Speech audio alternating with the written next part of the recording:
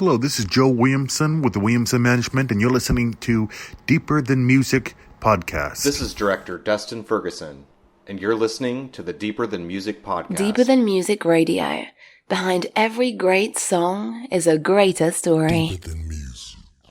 The core of you, the fans, the truth is deeper than music. Deeper than music. Simply the truth is the latest, the newest. It's deeper than music. Deeper than music. The core of you, the fans, the truth is deeper than music. Deeper than music. Simply the truth is the latest, the newest. It's deeper than music. Deeper than music. Good morning, good evening, afternoon, wherever you are in the world. Deeper Than Music Radio. Behind every great song is an even greater story. I like to say what's up to everybody listening to us on Amazon, Alexa, Audible, Google Podcasts, Apple Podcasts, and all the great podcasting platforms that are streaming Deeper Than Music. Today we have a very special guest right here. She's been in a music video that the minute I found out she was in this music video, it's one of those catchy songs, and it also defines the era in American music. Also, she has been on Snick, and as well as she's also been published, and as well as been in various shows and platforms. And she also hosts the show Make 'Em Laugh, the game show. Ladies and gentlemen, we have guest Sparkle Soojian here on Deeper Than Music. How you doing? I am doing great. How are you? Oh, I'm doing pretty good. So when you came as a recommended guest, and I saw the Blink 182, that song is so catchy. Like it just stayed in my head. Thanks for aging me, by the way. Sorry about that. No worries. Sorry about that. But I mean, it's just it's an awesome song. I was 16, so I was pretty young. So There you go. So I guess we'll start with that. Like, how did that happen? How did you end up being in that classic video? it's interesting. I mean, I had just started acting. I had just been taking acting lessons, just got an agent, small town California girl. So I lived about like 3 minutes from Los Angeles.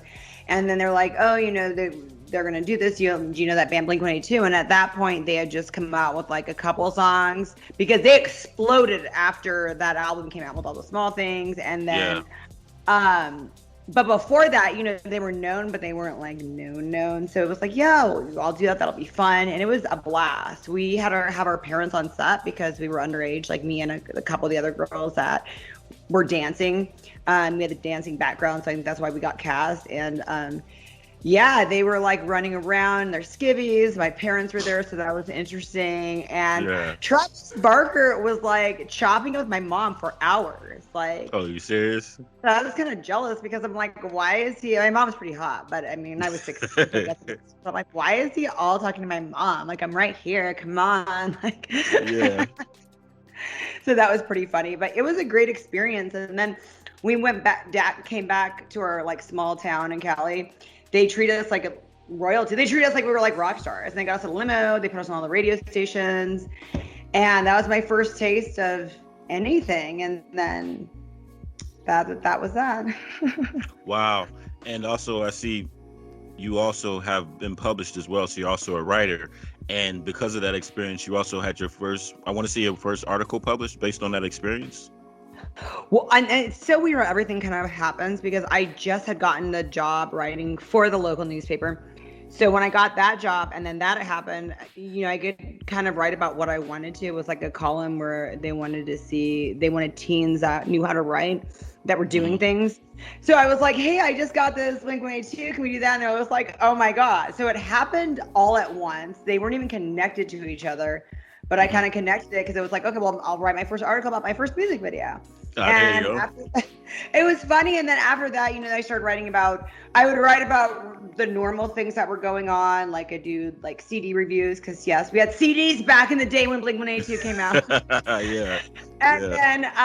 Then I would do I'd write about that stuff. So then shortly after I got cast along Nick Cannon on Snick House. And so then again, I was writing about something really cool. So it'd be like, oh, I'm a local farm girl in the farm town, to being like, wow, I'm in Hollywood, to here's the album review. It was really it's all over the place. It's very interesting. Yeah. And then circling back, did you know at a young age that that's what you wanted to be an actress and also be a writer or journalist? I always do. I knew when I was 9, I could definitely be a writer. I always knew I was really good. And I was always confident in that. Acting was always a beast where you're like, oh my God, am I good enough? So anytime I got a role, and still to this day, anytime I get a role, I'm like, oh my gosh, like, cool, I'm good enough. And it's not like I don't, and I always do well. And I try not to get like nervous, but there's a part of me that like, I don't know what that's all about, but like, there's just something that you're just kind of like, wow, and then it's like, okay, they still want me. I'm still relevant. I still got this. But yeah, every time it gets a little nerve wracking and I'm always shocked and excited that they want me in a movie or a show or commercial or something. I don't know how to explain it. I don't know if there's something in your life where you've have that feeling.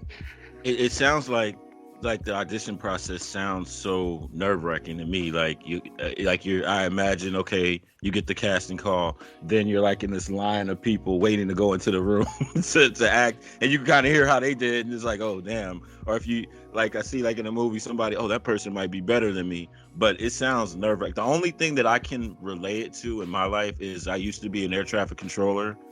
And air traffic controller, you talk to airplanes and their life depends on, you're their safety net. And when we have training, you have to listen to your voice or listen to your, when you do air traffic control. And I hate hearing my voice. So, yeah.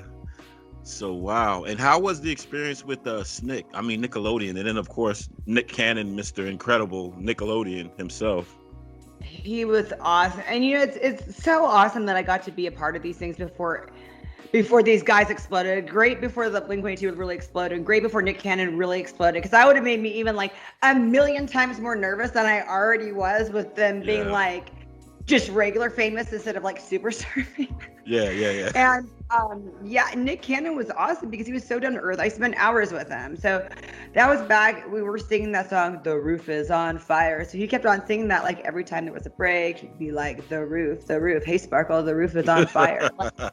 So we would have a blast, and it was very normal. He was super down to earth. And so the fact that all these guys were super famous, I don't know how they are now, but they were just super awesome people to just chill with, and never acted like they were super famous and I was whatever. They just acted like we were just peers or on the same plane. Wow, that's pretty cool. And then you talked about buying CDs. So there was a debate, and I asked you the question on this debate. So Drake's new album came out. It's doing phenomenal numbers. Now they want to compare him to the late, great king of pop, Michael Jackson. In my mind, I was trying to figure out, because now people don't really buy CDs like they used to. Right. At one point, Thriller was selling 1 million CDs a week, but I was trying to, they were trying to compare Michael Jackson versus Drake, but then they were saying back in Michael Jackson's era or Thriller, people bought CDs and now they compare it to streams. But in my mind, it's like, you know what? Michael Jackson was a cultural icon. He developed the template for music videos. So my question to you, Michael Jackson versus Drake, who is the... Who's better? I mean, they want to say that Drake is the new king of pop, and I don't know. Interesting. I love Drake. I've liked him since Degrassi. Yeah. But that's a weird comparison. I don't know. I don't even know if that's comparable. They're just very different. And I don't know if I don't think he's very versatile with the range, because he's very like, you have to be a fan of Drake. I don't see him bring all kinds of people to his music. You have to like the music. I do. With Michael Jackson, his music was all over the place. And you could definitely tell the difference between like, Bad to like, his stuff towards the end. It's all so different. And there's something for everybody. Like, no matter where you are in the world, 90% of people can find a Michael Jackson song that they or identify with. I'm not sure that 90% of people would feel that way about Drake. Yeah. Like, his fans love him, but it's like, it's not like you can't just, I don't know if grandma's going to be bumping to Drake. But grandma's going to bump to Michael. I don't know. Like, that's what I think. Grandma's not listening to Hotline Bling, you know what I mean? Exactly. Oh, wow. Yeah, and Michael has become I remember when I was in the Navy, I was in Bahrain, and they had a McDonald's in Bahrain, and every day at this McDonald's, I kid you not, they played Michael Jackson videos, and it's like, Like, hey, bro, do you know Michael, the King of Pop? I'm like, I'm American. I know, of course, I know Michael Jackson. Wow. So, you also have a F-16, correct, Miss Sparkle? Yes, that was Wow. shocking. How did that happen? That's awesome. Well, I have a show like you. It's like it's on streams on several different platforms. Not as many as yours, but we stream on a lot of platforms, and it's called Everything Sparkle. And I've been doing it for almost 3 years now. It'll be 3 years in January, and so I interview people all over. And during COVID, we try to find ways to be interesting, because I used to do live interviews. Like, they would be sitting down, be local interviews, so people would be sitting next to me, and we would do live interviews. So I had to learn how to do everything like this platform by a computer. Like, I wasn't doing that until last year. So I had to think of how to be like exciting or interesting. So Air Castle Museum, they reached out to me like, can you come and do a thing on us? And I asked my producer, I'm like, can we do an on-location interview? Can we like go there and do cameras? It never occurred to me. I was either in a studio or like this. So he's like, yeah, we can, let's do it.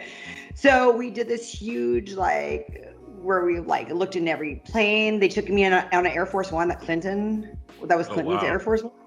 They took me on like all these, like, it was just amazing, because I wasn't thinking much, and then I went there and I was blown away by everything. And then I was like, oh my gosh, I could see pinup calendars here because everything's just cool, and you guys should do I just started spitting off stuff. I was just gabbing. I didn't think anybody was listening to me. Yeah. But they were, and they were trying to raise money because they were privately funded. And they're like, that's a great idea. So then all of a sudden they were like, why don't we do some photo shoots? So all of a sudden I'm like in an American flag bikini with in front of the planes that are the F-16. And then all of a sudden they're like, hey, we're going to name that F-16 after you. And I was like, are you serious? Like, that's crazy. And like, yeah, they're always named after pretty ladies, like planes. And I was like, that is so badass. So yeah. Wow, that's cool. That's cool. And we just talked about the pandemic. So my next question, and it's crazy because like, I think in February or March will be 2 years into this pandemic. How did the pandemic affect your work? I like to say, because we have mutual friends, I was at February, I was at Sue Wong's Oscar Gala, and then March happened, and then just everything changed. Like, how has the pandemic affected your career, and how have you been able to navigate and kind of like, because everybody had to kind of switch everything up, you know what I mean? How did that affect you, and how did you navigate? Yeah, I lost everything like happened at once. Like you said, all of a sudden it's like, because I had my hands dipped in so many different pots. And then all of a sudden overnight, they were just like all like done. And it was funny because I the first week of March, I was in DC and I was looking into some things, because I said I had my show going. I had interviewed a lot of politicians. So I was looking and going different directions at that point. Like, I was actually thinking I might have a life-changing experience in a career way. But then, so I was there having that happen, and on like Capitol Hill, they were talking about abortion. And this was the first week of like March. Okay. The second or third week of March is when everything like happened. I think because I know by St. Patty's Day it was all done. So how things changed, like I'm talking like a week and a half, 2 weeks to being so different. So then all of a sudden my life was changing and going in a different direction, guys, but not because I wanted it to, because that's what was happening. And then I just started doing my show every day for 2 weeks, and I still was interviewing politicians. I'm like, what's happening? What's going on? Because in 2 weeks prior, when I was in DC, a different conversation was happening than what was transpiring, and they were just kind of like, I don't know what we're gonna do. And they were very open and honest. And I interviewed pastors, like, what's happening to our world. I interviewed doctors, and a lot of that stuff actually got removed from a lot of platforms. They were trying to say it's misinformation. It was a doctor talking, and it got because there was just a panic, and everything was going on, and everybody was wrong, and nobody was right. And it was like, and so it's interesting. It was just crazy. And I was really just doing these interviews to keep my head above water, because I had to find something, because I was working so hard. Did the gym close down? Like, personal training is like my main bread and butter job that sources a lot of income. So the gyms were shut down. I mean, whoever thought it would entirely happen? And so just everything was shutting down. So all I was doing was this sort of thing, and until, things started opening up where I could do no more. But it was interesting. Well, how about you? How did you survive it? Oh, so long story short, I used to actually, so I'm also a musical artist, but my main bread and butter is aviation. At the time I was living in Dallas, I was actually working at American Airlines. And my main area of expertise for American Airlines was Asia Pacific, cross-polar region. So that region, like I would take 2 trips a year to Beijing and Kunming, China. So it's funny, my manager, who's Irish, or my old manager, who's Irish, shout out to Des, he was like, at one point, he's like, we got to shut down our flights to China because of Wuhan. And I'm like, what's going on in Wuhan? What's Wuhan? And then next thing you know, sure enough, the coronavirus. So what ended up happening, awesome job, but they cut like 30% of management, which was I was management, but I didn't get cut. I kept my job, but we had to change our airline to a commercial airline to doing cargo, mostly in and out of Asia, to get masks and things of that nature. But long story short, I used to live in Dallas pre-COVID. Now I live in Southern Illinois. I work for the Department of the Air Force. So that it definitely impacted my life and career. Wow, Yeah. I can only imagine. And then you guys had to shift everything how you were doing everything, right? Yeah, and literally, what was scary was we would have calls of what the shape of the airline was, because it immediately impacted the airline and also the hospitality. Like literally, like American, our biggest flights are like international, New York to London. When the world shut down, that basically killed 60% of the business. So, yeah. And then I like how you said nobody knew what was going on, because I remember, we listened to the news. COVID could be on your mouth, whatever. It could be on the ground for like 3 hours. No, 2 hours. No, you got to wear a mask. You can wear a mask. It's, nobody really knew, and it was scary. So. Yeah, it definitely was. And then, you had everyone trying to do stuff on the fly, and then you just didn't even know how much a part of everything you can be, like, because we were in the middle of shooting one of my projects, a movie that I was a part of, and they're like, well, we can't do it. And I was like thinking we could, an ex-boyfriend of mine had a farm, and I'm like, maybe we could shoot there, like, to finish the movie. And we ended up doing it. But we just had to become creative with everything that we were thinking of doing, because all of a sudden just locations that we were going to shoot at weren't there anymore. But we're already half budget in there. That was one of the horror movies where there was a lot of like prosthetics involved. So yeah, a lot of things had been created that we already halfway financed. And yeah, I'd like to know how other people dealt with the stuff that were half done, because what are you going to do? You can't just have things done. Things need to get finished. And yeah, I mean, it's and now all over again, wearing masks and doing stuff. It's definitely interesting how things are happening, but at least And it's crazy that it's going to be 2 years into it. It's just like, wow, we always figure it's always flatten the curve, but I'm impressed by how we've managed to adapt. And thank God for streaming services. I'm still waiting for Top Gun Maverick to come out, but movies are still coming out. But the cool thing is you either have the option, you can watch it streaming, or you could actually go to the movie theater. And I've actually gone to the movie theater a couple of times, but it just isn't the same experience, as you got a distance, and you might have to wear a mask, you may not have to wear a mask. But it's cool to see how people such as yourself have been able to adapt. And you also said you have a show called Everything Sparkle. Could you give me the rundown on that show? So that's the podcast I'm talking about, where I went to the Air Castle Museum and all that. And basically, and what I was working on with interviewing the politicians, I just interview people doing big things. It used to be interviewing people doing big things in a small town.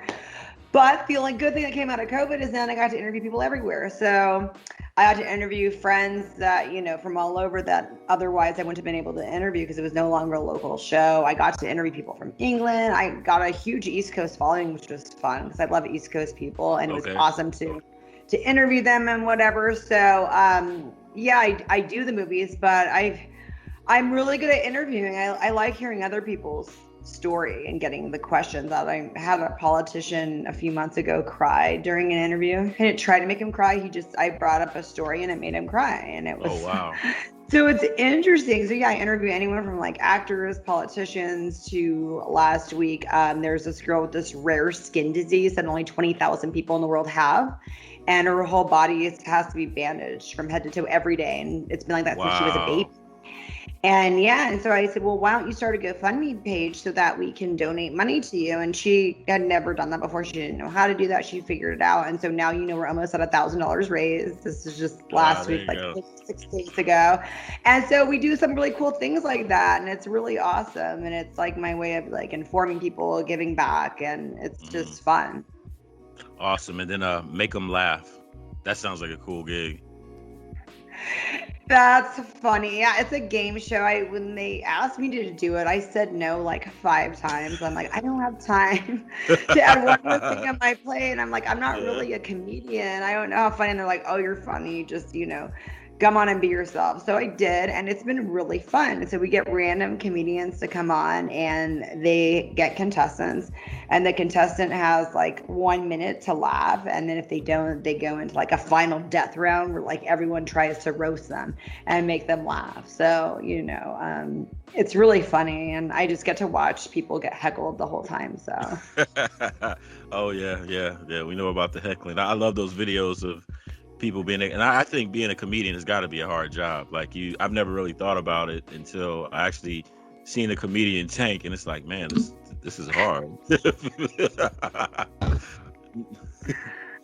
Wow. So what has been like throughout your career, because you've done so much, like what has been like a highlight of like or like a moment you had like, wow, I gotta pinch myself, is this for real right now? I'm back when I was 21. I was writing for this magazine called LA Splash in LA. So that I had moved to Los Angeles permanently to do that, and I got to go to Elton John's after Oscar party.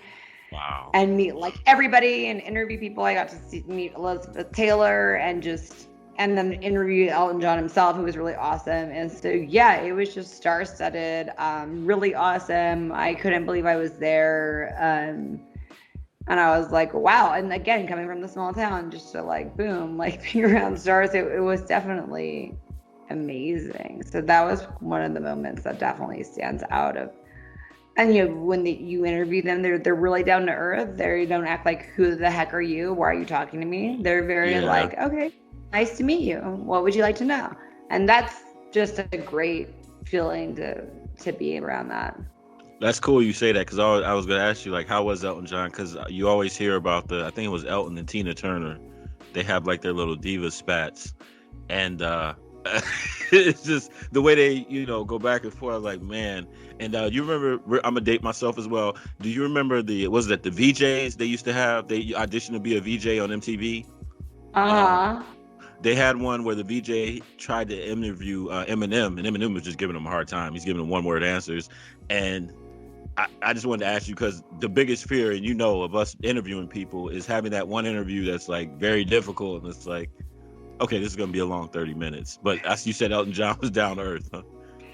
He was down to earth. And I mean, what I noticed is everybody that was like A-list status that I've ever interviewed was just amazing. And all the politicians, they come to play ball. They're all awesome. It's always the unknowns that give you the hardest time. Yes. The divas that you don't, I could tell you who the weirdest people, but you would be like, who's that? You don't even know who they are. And they're the ones that just come like with this attitude and all this extra stuff. They'll be the ones that be like, well, talk to my agent if I could even talk to you. And they'll still be like that. And it's just like, oh my gosh, guys, come on. He's like, who are you? That's so funny. So, and again, thank you for your time. And thank you for speaking. I've had a great time. My next question is 2000. So we're sunsetting 2021, 2022. What are you doing in 2022? What projects do you have coming up? What can we look forward to in the future? A lot of stuff that's in post-production will hopefully come out. I had wrapped up The Bad Seed, and I don't know if you ever saw the original Bad Seed. It's a really great thriller. Pretty much with this child just goes around killing everybody. So it's a great movie. It was a great classic, and our version is just even trippier. So I can't wait to see that come out. We filmed that on and off since like 2019. Wow. So I really hope it comes out. Like it should come out, by the end of this year, next year. And then just a lot of projects I finished wrapping. I've worked with Dustin Ferguson, Michael S. Rodriguez. And so some of our projects that we did, I also host a show called Strange Files, and that got picked up on a new channel. So I'm looking forward to coming out with new stuff, my new Scream Queen stuff, and just whatever they tell me to do. But I'd like to see some of these projects that we've wrapped up and see what comes out. Like, I'd love to see that. Can you imagine doing a movie for 2 years and it's like not out yet? Wow. Do they tell you like, hey, did you know this come out? This is out now? Or no, I got a funny story. So Richard Pryor, he was saying at one point he was so like he would do movies high as a kite, and they'd be like, "Oh, you finished that movie? Oh, really? We?" But do they? To make a long story short, when they come out, do they let you know like, "Hey, it's coming out"? Damn. Yeah, all of these I'm in the know of, and I played a pivotal role enough for them to tell me what's happening or to do press for it. I mean, I've been involved in big projects like that one movie, Walk Hard, the Dewey Cox story. That was a really big budget. I was like pretty much extra status, and I worked on that for a month. I mean, this is years and years ago, and so no one, tell you have to keep on like looking for it. But now that I've graduated to bigger roles, I played the teacher in The Bad Seed. They let me know what's going on. We'll just come up and I'll be like, it's out. I'll get a heads up. So that's good. That's good to know. That's good to know. Like I said, like Top Gun Maverick, they keep pushing it back. So hopefully things will go as forward. And then Sparkle, my next question. So somebody's listening to this interview. So there's a young kid somewhere, small town USA, small town California, and they want to be just like you. Like, man, I aspire to be just like her, walk in her shoes. What advice would you give them? To go for it and just to remember that to use that small town humble beginnings to their advantage and always keep on to their roots of that. Never have this big head or big ego, because that's what's going to get you every time. Nobody wants to be around that. Just remember, like, own it, be excited that you're from a small town, and go after things. Even though you're from a small town, have the humble beginnings of that, like, going for you, but try to like educate yourself on what's really going on. Don't have a small town mentality, but have that small town humbleness. You know what I mean? But yeah, you know what I mean. So know what's going on around you and try to like, really learn what you need to be good at, and socialization and being good at your craft, so that you can really, rub elbows with people of all walks of life. No, that's definitely good advice. Yeah, like get out of that small town, because sometimes we let our barriers kind of define us or kind of stun our growth. Last question. Selfless promotion time. Where can people find you on the internet? Where are you? Luckily, I'm the only Sparkle Soojian in the world. My parents really named me that. And so you could find me anywhere on Facebook, Instagram, Twitter. You just look up Sparkle Soojian on any of those, Facebook, Instagram, Twitter. No, I'm not on TikTok or what else? Or Snapchat. There's so many things now, but I'm on all the basics. So find me on all the basics. And I'm really good. I chat with people up. So people comment me or whatever. I'm still, my humbled beginnings. I don't think I'm too good to talk to anybody. So I'll talk to anybody that wants to talk to me. And especially if they want to be on my show, or they have a story, or they know somebody where like, this person has a great story, you should interview them. I'm all ears. Awesome. So ladies and gentlemen, there you have it. Another great interview with Sparkle Soojian. And if you haven't heard of Blink 182 or heard All the Small Things, definitely check that song out, because it gets stuck in your head. And I'm the one wearing white. People keep asking. Yes, I was wearing white. I was 16 years old, but yeah, I do look the same. So, ladies and gentlemen, thank you for listening. And this is Mark and Sparkle Soojian signing off on Deeper Than Music Radio.